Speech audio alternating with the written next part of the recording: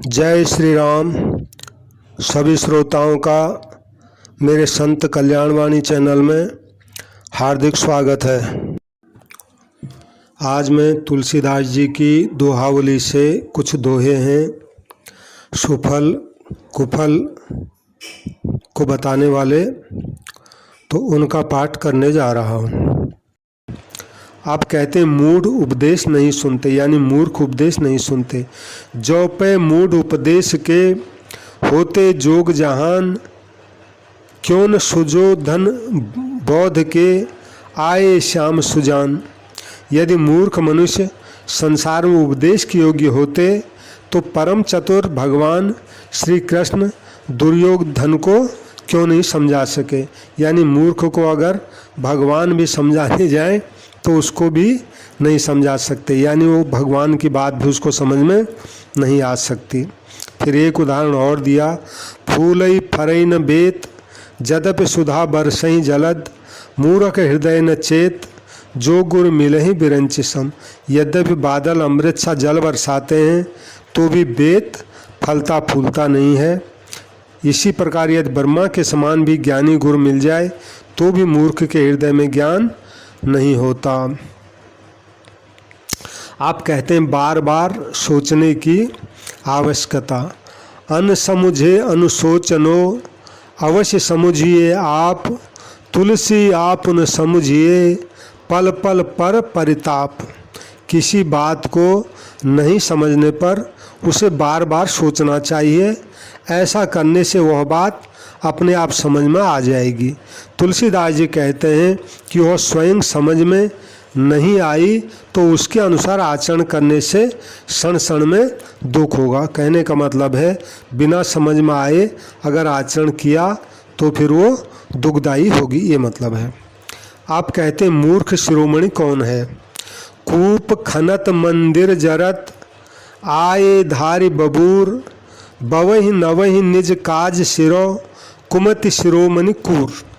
जो लोग घर जलने पर कुआं खोदते हैं, शत्रु के चढ़ाने पर किले की रक्षा के लिए चारों ओर बबूल के वृक्ष रोपना शुरू करते हैं और स्वार्थ साधन के लिए भगवान को छोड़कर जहाँ तहाँ सिर नवाते फिरते हैं, वे मूर्खों के शिरोमणि और निकम्बे हैं, यानी दीर्घसूत्री और प्रमादी हैं। आप कहते हैं ईश्वर विमुख की दुर्गति ही होती है। निडर ईश तय बीस के, बीस बाहु सो होय, गयो गयो कह सुमति सबो, भयो कुमति कह कोई।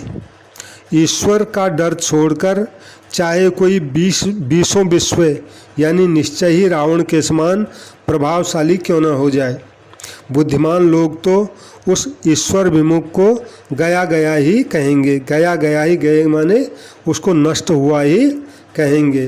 कोई कुबुद्धि वाला ही ऐसा होगा जो उसको उन्नति को प्राप्त हुआ बताएगा। आप कहते हैं जानबूझकर अनिति करने वाले को उपदेश देना व्यर्थ है। जो सुन समुझ अनिति रत, जागत रहे जो सोई, उपदेश शिवो जगाइबो, तुलसी उचित न होई। तुलसीदास जी कहते हैं कि जो सब बात सुन समझकर भी जानबूझकर फिर भी अनीति में लगा है और जागते हुए भी सो रहा है, उसको उपदेश देना या जगाना उचित नहीं है, अर्थात व्यर्थ है। बहुसुत बहुरुचि बहुवचन, बहुआचार व्यवहार, इनको भलो मनाइबो, यह अज्ञान अपार। तुलसीदास जी कहते हैं जिनके बहुत सारे पुत्र हों, जिनकी भांति भांति की अनेकों इच्छाएं हों, जो तरह तरह की खूब बातें जानते हों, जिनके आचरण और व्यवहार अनेकों प्रकार के हों, उनकी भलाई चाहना महान मूर्खता है, अर्थात उनका कल्याण होना बहुत कठिन है। आप कहते हैं जगत के लोगों को रिझाने वाला मूर्ख है। लोगन भलो मनाव जो, भलो होन की आस, करत गगन को गैंड हुआ, सो सठ तुलसीदास। तुलसीदास जी कहते हैं कि जो आदमी दूसरे के द्वारा अपना भला होने की आशा से भगवान को छोड़कर जगत के लोगों को रिझाता है, वह मूर्ख आकाश का तकिया बनाना चाहता है। यानी भगवान को छोड़कर जो संसार में दूसरे से अपना भला होना चाहता है, वो आकाश का तकिया बनाना चाहता है, यानी कभी भी उसका भला नहीं होगा, ये मतलब हुआ। अपजस जोग की जान की, मन चोरी की कान, तुलसी लोग रिझाई बो, करश का तिबो नान। क्या श्री जानकी जी अपयश के योग्य थी? क्या श्री कृष्ण ने मणि की चोरी की थी? अर्थात कदापि नहीं। अतः तुलसीदास जी कहते हैं, सब लोगों को प्रसन्न करना उतना ही कठिन है जितना जोर से खींचकर बारीक सूत काटना। यानी जोर से खींचा जाए अगर ऊन को तो सूत काटी जाएगी नहीं, वो तो टूट ही जाएगी। तुलसी जो पे गुमान को, हो तो कछु उपाव, तो कि जान की जान जियो, परिहरते रघुराव। तुलसीदास जी बहुत अच्छी बात बताते हैं कि यदि लोगों के संदेह को दूर करने का कोई भी उपाय होता तो क्या श्री रघुनाथ जी श्री जानकी जी को अपने मन में सर्वथा निष्कलंक और पवित्र जानते हुए भी उनका कभी त्याग नहीं करते। यानी मतलब ये है कि लोगों का संदेह को दूर करना हो ही नहीं सकता। अब कहते हैं प्रतिष्ठा दुख का मूल है। मागी मधुकरी खात तय, सोवत गौड पसारी, पाप प्रतिष्ठा बढ़ परी, ताते बाढ़ी रार। तुलसीदास जी कहते हैं, जब तक मधुकरी मांग कर खाते थे यानी भिक्षा मांग कर खाते थे तब तक पैर फंसा कर निश्चित रूप से सोते थे, परंतु इधर यह पापमयी प्रतिष्ठा बढ़ गई, इसी से अब झगड़ा झंझट भी बढ़ गया। तुलसी भेड़ी की धसन, जड़ जनता सन्मान, उपजत ही अभिमान भो, खोवत मूढ़ा पान। तुलसीदास जी कहते हैं, मूर्ख जनता का सम्मान भेड़िया धसान के समान है। मतलब ये हुआ, जहाँ एक ने बड़ाई की वहीं सब करने लगते हैं, परंतु इस सम्मान का मिलना शुरू होते ही अभिमान उत्पन्न हो जाता है, जिससे मूर्ख लोग अपनी स्थिति खो बैठते हैं, यानी अभिमान के बस होकर गिर जाते हैं। एक दोहा है, नौकर स्वामी की अपेक्षा अधिक अत्याचारी होते हैं। इस पर तुलसीदास जी कहते हैं, त्रिविध एक विध प्रभु अनुग, अवसर करहि कुठाट, सूधे टेढ़े सम विषम, सब मह बारह बाट। तुलसीदास जी कहते हैं, अवसर पड़ने पर मालिक यदि एक प्रकार से बुराई करता है तो उसके अनुगामी सेवक 3 प्रकार से करते हैं। वे सीधे सज्जनों से भी टेढ़ा ही बर्ताव करते हैं, समता में भी विषमता करते हैं और सब कामों को नष्ट भ्रष्ट कर देते हैं। यानी मालिक को बहुत सोच समझ करके व्यवहार करना चाहिए, क्योंकि मालिक थोड़ा भी गड़बड़ करेगा तो नौकर उससे कई गुना ज़्यादा गड़बड़ करने लग जाता है, ये मतलब हुआ। अब कहते हैं, ब्यालहु ते बिकराल बड़, ब्याल फेन जिय जान, बहित के खाए मरत हैं, वही खाए बिनु प्राण। बोले तुलसीदास जी कहते हैं, अपने हृदय में अहिफेन यानी अफीम को सांप से भी अधिक भयंकर समझो। सांप के काटने से तो आदमी मरता ही है, परंतु अफीम खाकर तो जीता हुआ भी मुर्दे की तरह हो जाता है। तुलसीदास जी कहते हैं, त्रिभुवन के दीप कौन है?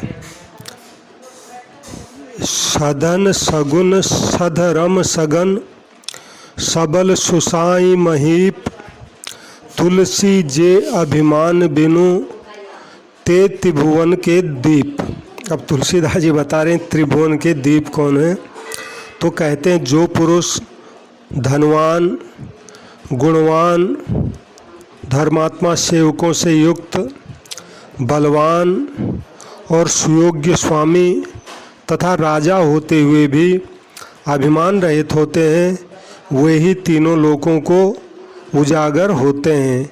यानी वे तीनों लोकों के दीप होते हैं। तुलसीदास जी कहते हैं कीर्ति करतूत से ही होती है, तुलसी निज कर तूत बिनु मुकुत जात सब कोई, गयो अजामिल लोक हरि नाम सक्यो नहीं धोई।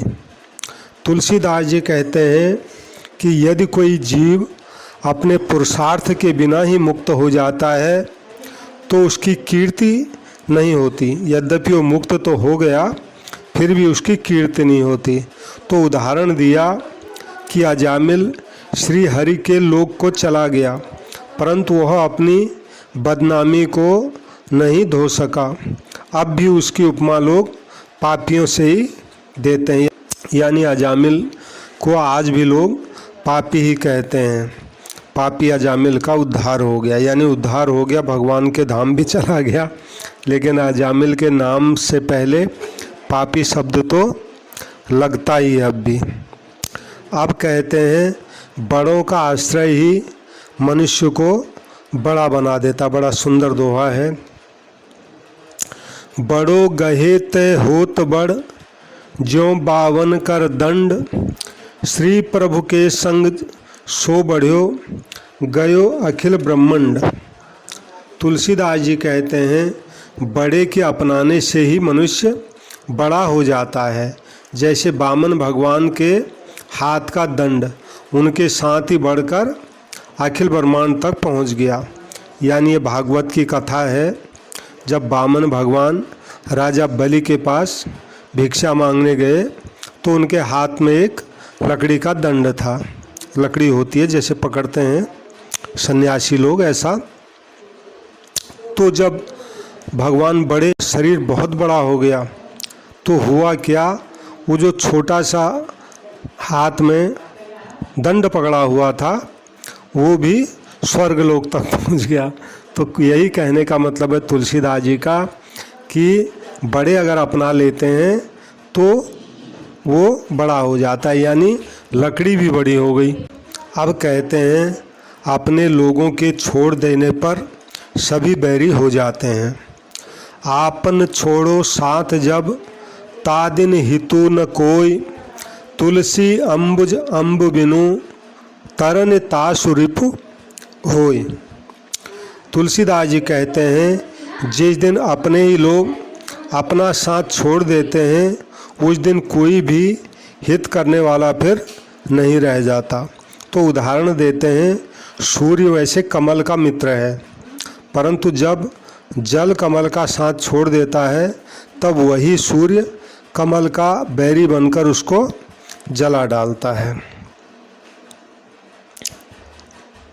अब कहते हैं सज्जनों को दुष्टों का संग भी मंगलदायक होता है। तुलसी संगति पोच की, सुज नहीं होती मदान, ज्यों हरि रूप सुता हित, कीन गुहारी आन। तुलसीदास जी कहते हैं कि सज्जन के लिए नीच की संगति भी मंगलदायिनी होती है। उदाहरण देते हैं जैसे विष्णु रूप बने हुए बढ़ई से विवाह करने वाली राजकन्या की पुकार सुनकर साक्षात भगवान विष्णु ने आकर सहायता की। तो ये कहानी ये है कि एक राजकन्या ने भगवान विष्णु के साथ विवाह करने की प्रतिज्ञा की थी। तो एक चालाक बढ़ई ने लकड़ी के 2 हाथ जोड़कर अपना विष्णु का रूप बनाया और उस राजकन्या से विवाह कर लिया। एक बार राजकन्या के पिता पर कुछ विपत्ति आई, तब पिता के कहने से कन्या ने भगवान विष्णु से प्रार्थना की और कहा कि मैं तो आपको ही वरना चाहती थी, बढ़ई ने तो धोखे से मुझसे विवाह कर लिया, अतः इस समय आप ही मेरे पिता की रक्षा कीजिए। तो भगवान विष्णु ने कन्या की सरल और सत्य प्रार्थना को स्वीकार करके उसके पिता को विपत्ति से मुक्त किया। आप कहते हैं कलयुग में कुटिलता की वृद्धि, कलि कुचाल शुभ मति हरण, सरलय दंड चक्र, तुलसी यह निश्चय भई, बाढ़ लेत नौ बक्र। तुलसीदास जी कहते हैं कलयुग की कुचाल शुभ बुद्धि को हरने वाली है, इसलिए राज चक्र भी सरल स्वभाव के साधुओं को ही दंड देता है। तुलसीदास जी कहते हैं कि यह निश्चय हो गया कि कलयुग में कुटिलता नित नई नई बढ़ रही है। आप कहते हैं सब समय समता में स्थित रहने वाले ही पुरुष श्रेष्ठ हैं। साधन समय सुशुद्धि लही, उभय मूल अनुकूल, तुलसी तीनों समय समो, ते मही मंगल मूल। तुलसीदास जी कहते हैं कि वे ही लोग इस पृथ्वी पर मंगल मूल होते हैं जो मनोरथ सिद्धि के अनुकूल साधन और अनुकूल समय तथा इन दोनों के मूल उद्देश्य रूप सुंदर सिद्धि को प्राप्त करके तीनों कालों में एक रस यानी समता युक्त रहते हैं। अब तुलसीदास जी कहते हैं जीवन किनका सफल है। सफल जीवन कौन है? मातु पिता गुरु स्वामी सिख, सिर धरि करहि सुभाय, लहेउ लाभ तिन जन्म करो, न तरु जन्म जग जाए। बोले जो लोग माता पिता गुरु और स्वामी की शिक्षा को स्वभाव से ही सिर चढ़ाकर उसका पालन करते हैं, उन्होंने ही जन्म लेने का लाभ पाया है, नहीं तो जगत में जन्म लेना व्यर्थ ही है। आप कहते हैं शरणागत का त्याग पाप का मूल है। पात पात कै सींचिबो, बरी बरी कै लौन, तुलसी खोटे चतुरपन, कलि डहके कहू कौन।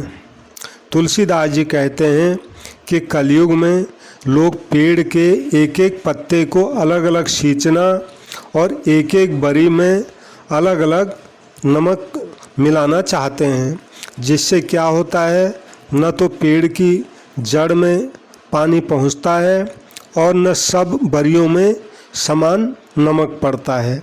ऐसी हालत में कहिए अपनी इस खोटी चतुराई से कलयुग में भला कौन नहीं ठगा गया, यानी अपनी ही करनी से आप ही लोग दुख पाते हैं। प्रीति सगाई सकल विधि, बनिज उपाय अनेक, कल बल छल कलि मल मलिन, डहकत एक ही एक।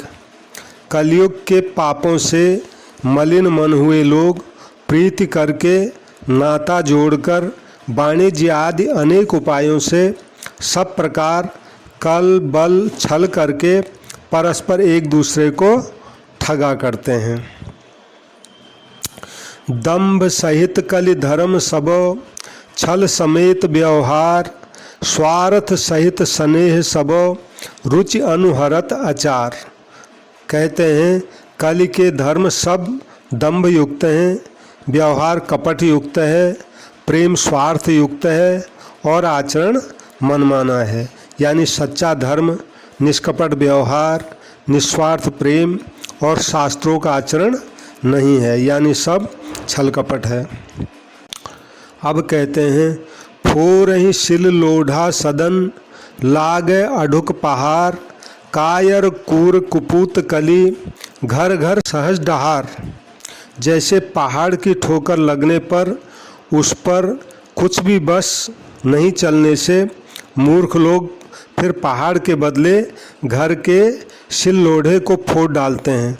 इसी प्रकार अपने ही घर वालों को तंग करने वाले कायर, क्रूर और कुपूत कलयुग में शास्त्रों की संख्या में घर घर होंगे, यानी कुपूत घर घर होंगे कलयुग में।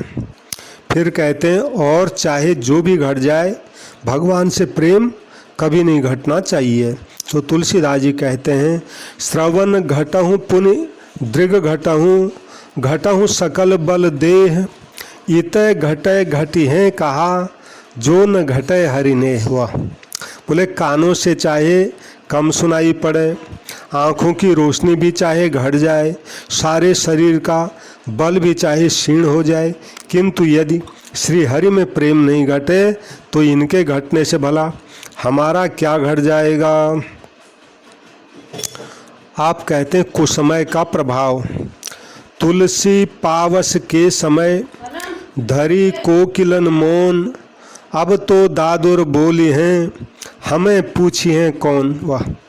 तुलसीदास जी कहते हैं कि बरसात की मौसम में कोयल यह समझकर मौन हो जाती है कि अब तो भैया बरसात का समय आ गया, अब तो मेंढक टर्राएंगे, हमें कौन पूछेगा।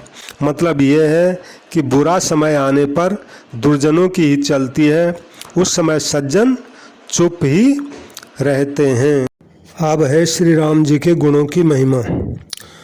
कुपथ कुतरक कुचाल कली, कपट दंभ पाषंड, दहन राम गुण ग्राम जिमी, ईंधन अनल प्रचंड।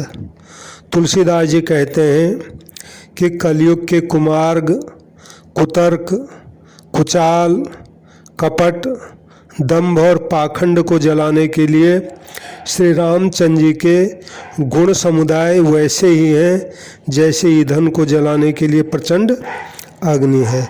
यानी हमारे अंदर जो छल कपट भरा हुआ है, अगर हम राम जी के गुण समूह को सुनते हैं तो छल कपट की जो भावना है हमारे अंदर जल जाएगी। ये दोहा श्री रामचरितमानस जी में भी आया है। अब है भगवत प्रेम ही सब मंगलों की खान है। रामचंद्र मुख चंद्रमा, चित चकोर जब होय, राम राज सब काज शुभ, समय सुहावन सोया। जिस समय भगवान श्री रामचंद्र जी के मुख चंद्र को निरखने के लिए चित्त चकोर बन जाता है, वही समय राम राज्य की भांति सुहावना होता है और तभी सब काम शुभ होते हैं। बड़ा सुंदर दोहा है।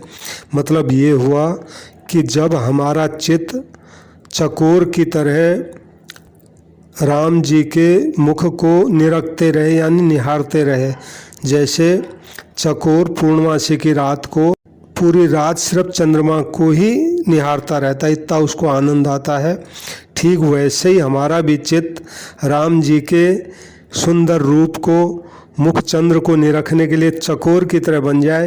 तो तुलसीदास जी कहते हैं समझ लो वही समय राम राज्य की भांति सुहावना होता है। मतलब समझ लो उस वक्त हम राम राज्य में जी रहे हैं और आप तो सब काम शुभ होंगे। जय श्री राम। सभी श्रोताओं से मेरा निवेदन है, कृपया मेरे संत कल्याणवाणी चैनल को सब्सक्राइब करें। संतों की कल्याणकारी वाणी है, इसको लाइक करें और शेयर करें। जहाँ भी संतों की कल्याणकारी वाणी मुझे मिलेगी मैं अपने इस चैनल पर रखता जाऊंगा। सबको प्रणाम, सबको राम राम। जय श्री राम, जय श्री राम।